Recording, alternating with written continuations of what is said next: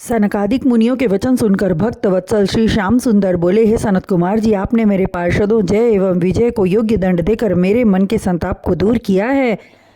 आप ऋषियों की अवहेलना करके इन्होंने मूढ़मती कार्य किया है। यदि आप इन्हें श्राप देकर दंडित न करते तो भविष्य में संसारी मनुष्यों द्वारा भी ऋषि मुनियों तथा ब्राह्मणों का अपमान होता। अतः आपने दंड देकर अन्य सभी को सचेष्ट करने का उत्तम कार्य किया है। आप सभी मेरे लिए पूजनीय हैं। अपनी वामांगिनी लक्ष्मी से भी ज़्यादा मैं आप सभी ऋषि मुनियों का सम्मान करता हूँ। ब्राह्मण को संतुष्ट करके मुझे जितनी प्रसन्नता होती है उतनी प्रसन्नता मुझे अग्नि होम कराने से प्राप्त नहीं होती।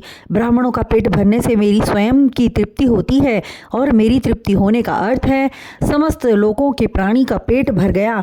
यह सुनकर सनत कुमार जी प्रसन्न होकर बोले, हे अंतर्यामी प्रभु, आपकी महिमा अपरंपार है। आप जगत के कर्ता धर्ता हैं प्रभु। जब आपकी इच्छाओं तथा चरित्रों का भेद ब्रह्मा जी नहीं जान पाए तो हमारी क्या सामर्थ्य जो जान सकें। सृष्टि का हर कार्य आपकी इच्छा अनुसार ही होता है। आपके वैकुंठ धाम में काम, क्रोध एवं लोभ आज तक प्रवेश न कर पा सके और न ही प्रवेश पा सकेंगे, किंतु मुझे क्रोध आ गया, यह आपकी इच्छा रही होगी।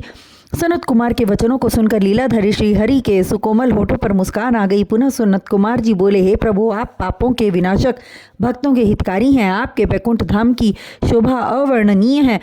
इस तरह के वचन कहकर वे चारों भाई श्री हरि के चरणों का ध्यान करते हुए इस तरह लीन हो गए कि उनकी आंखें सजल हो गई। प्रभु के दर्शन की जो अभिलाषा लेकर सनकादिक भाइयों का आगमन वैकुंठ में हुआ था, प्रभु ने उसकी पूर्ति की। उसके बाद सप्रेम उन्हें विदा करने के उपरांत अपने पार्षदों से बोले, हे जय विजय, तुम चिंता न करो। तुम्हारे ज्ञान विवेक को नष्ट करके ब्राह्मणों को श्राप दिलाने की इच्छा मेरी ही थी। जो कुछ भी होता है उसमें मेरी इच्छा सम्मिलित होती है। अन्यथा सनत कुमार जी ने कभी किसी प्राणी पर क्रोध नहीं किया। वे बहुत कोमल स्वभाव के ऋषि हैं। जाते जाते तुम दोनों के उद्धार का मार्ग भी बतला गए। अतः उनके वचन अनुसार तुम दोनों को 3 बार दैत्य योनि में जन्म लेना होगा। उस समय तुम्हारे मन में मेरे प्रति शत्रु भाव रहेगा और 3 बार मैं मृत्युलोक में सगुण रूप में अवतार लेकर आऊँगा। उसके उपरांत तुम्हारे 3 जन्म व्यतीत हो जाने पर पुनः मेरे पार्षद होने का पद प्राप्त होगा।